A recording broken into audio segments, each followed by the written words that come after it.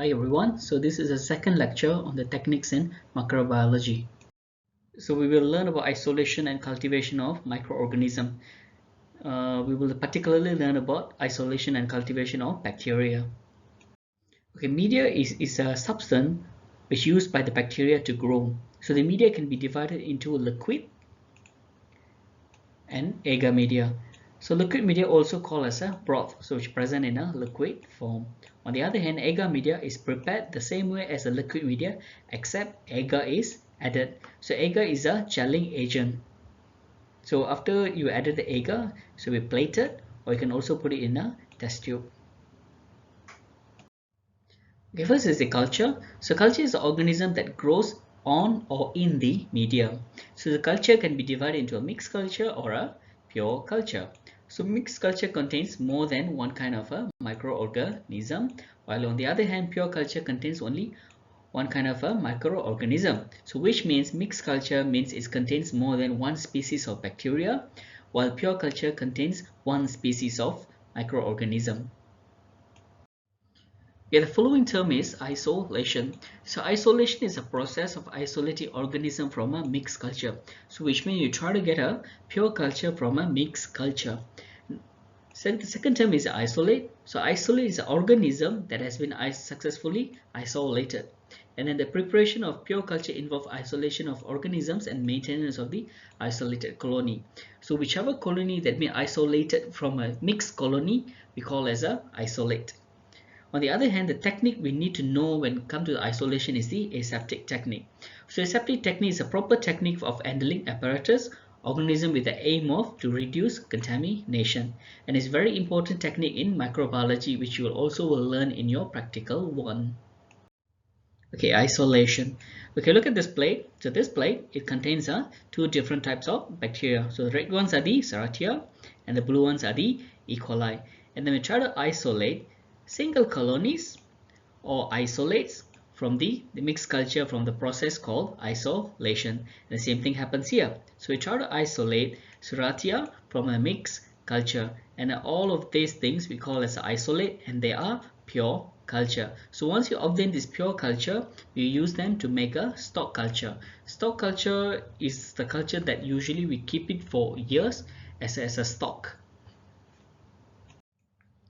Okay, let's see how pure culture can be prepared. So the technique we're going to use for the preparation of pure culture is called as a sticking. So the objective of sticking is to obtain isolated colonies which can be used to prepare the pure cultures. And the method we're going to use is the quadrant method. There's a video here which will show you like how to do the sticking. Let's watch the video together.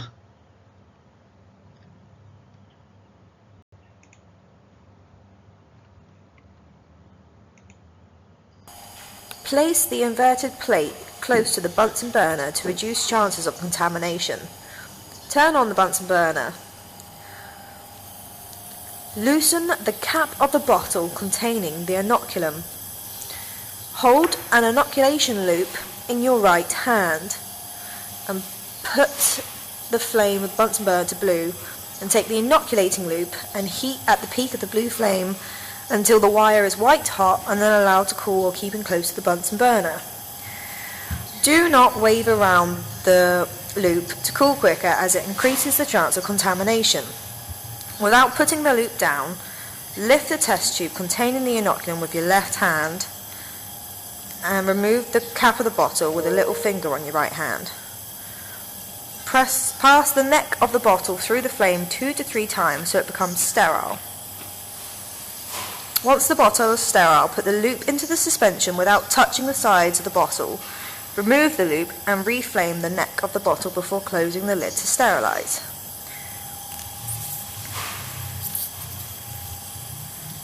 Partially lift the lid of the petri dish and with the loop containing the bacteria, rub a small circle immediately into the agar on the first dot at 12 o'clock to prevent your liquid from running.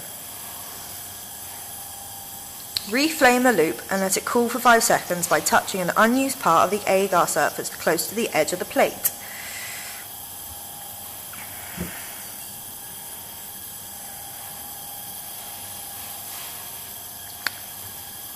Use the loop to streak the bacteria across a quarter of the agar from the circle you just did in 3 to 4 lines. Reflame the loop and allow to cool. Then from the area you just streak another 3 to 4 lines from 3 to 6 o'clock. Reflame the loop and then do another 3 to 4 lines across the petri dish from where you just left.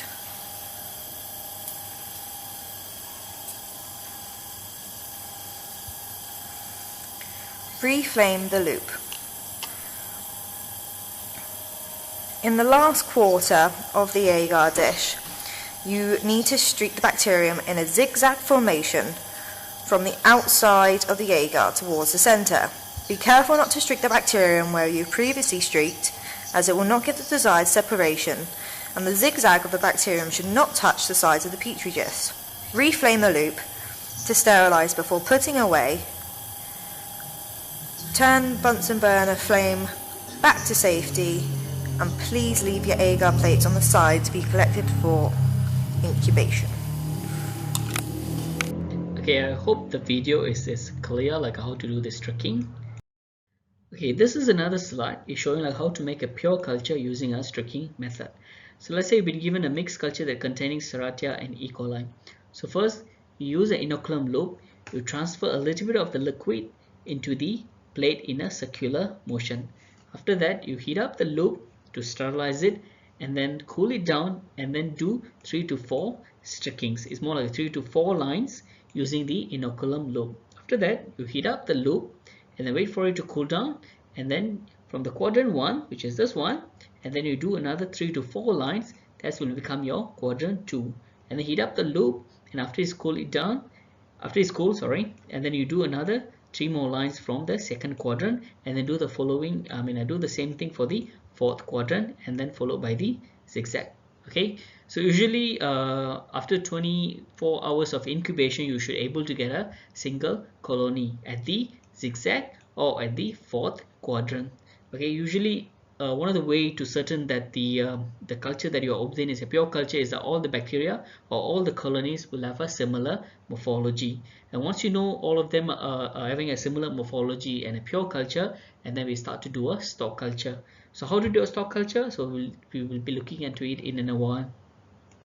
Okay, this image showing a successful streaking. So if you look at here, so this is your quadrant 1, quadrant 2, quadrant 3, quadrant 4, and this is supposed to be your zigzag. So usually you should be able to see a single isolated colony at the quadrant 4 here, and then the zigzag. So the following lectures will be on maintaining and preserving pure culture. So why we have to maintain and preserve a pure culture? Now, the reason to maintain and preserve the pure culture is to have a sustainable supply of pure cultures, either is for industrial purposes or for research. So there is various ways you can maintain and preserve a pure culture. So let's look at one by one. Okay, the first method is the agar slope cultures. So the agar slope culture is applicable to a wide range of organisms. So usually the organisms maintain on the surface of agar slope. So usually the agar slope will be formed on the test tube or a screw cap tubes. So this is a screw cap tubes and this is the test tube. So usually the agar will be formed in a slant position and the bacteria will be streaked on the surface of the slant. And then these test tubes or screw cap tubes can be stored at room temperature or in the fridge. And the requirement of subculturing depends on the species of bacteria. Let's say for example, fast growing bacteria, the subculturing will be done every 2 weeks. But then for the slow growing bacteria, usually be done every 6 months. Okay, there's been various drawbacks of agar slope cultures has been reported for maintaining and preserving pure cultures.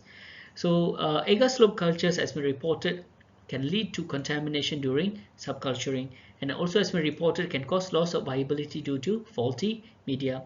And apart from them, dehydration is another common issue or problem with the agar slope cultures due to imperfection in the seal of the container. And the loss of stability of character in the bacteria also has been widely reported for agar slope cultures. Loss of stability of character refers to the changes in the phenotypic as well as the genotypic of the bacteria. Okay, some researchers also using agar plate cultures to maintain and preserve bacteria, but it is highly inadvisable, and the main reason is that contamination can easily occur in the agar plate. Okay, some researchers are also using a liquid cultures to maintain and preserve the pure cultures, but then again, this is also not encouraged because the detection of contamination is not easy in the liquid culture. Okay, some researchers also using a special media for maintaining and preservation of pure cultures. So for example, Robertson cooked meat medium. So actually this media is containing beef. Okay, this is actually the beef pellets, and usually is used for the anaerobic organisms. So anaerobic organism mean a bacteria that doesn't require oxygen for the growth, and usually the subculture is done at intervals of up to a year. So the following method is preservation under oil. So which means literally you're going to use the oil to preserve and maintain the pure cultures. So usually the oil we use is a sterile liquid paraffin or sterile mineral oil, and the culture is usually viable for several years without subculturing. So look at the pictures here. So this is the bacteria culture and this is the oil. Okay, the following method of preservation is freeze drying, or also known as a lyophilization. So usually the culture is frozen at a very low temperature and placed under a high vacuum. So when you put a liquid culture in a low temperature and a high vacuum, usually the liquid will turn into a powder. So in the powder form, the microbial growth is precluded, but the viability is maintained. So which means the bacteria usually in a dormant state. And the cultures stored in a sealed glass ampoules under vacuum. So you usually look something like this.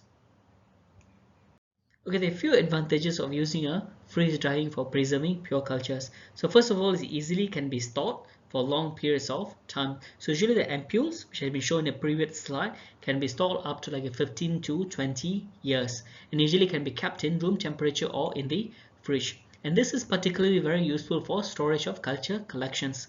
So culture collection here means it's more like you're making your own library of bacteria. And then this freeze drying is also very important in dispatch of cultures, because all the transport of cultures from one country to another usually is done in a freeze drying method. So the final way of preserving culture is storage in liquid nitrogen, and it is also one of the most optimal and universal method being used in preserving cultures. So it is suitable for fungi, bacteriophages, viruses, algae, protozoa, bacteria, yeast, mammalian cell, and tissue cultures. So this means it can be used for any cells, including eukaryotic cells. And then usually the organism suspended in a supportive medium, for example like 20% glycerol as a carbon source, and cooled at a rate of 1 degree Celsius per minute to a final temperature of minus 196.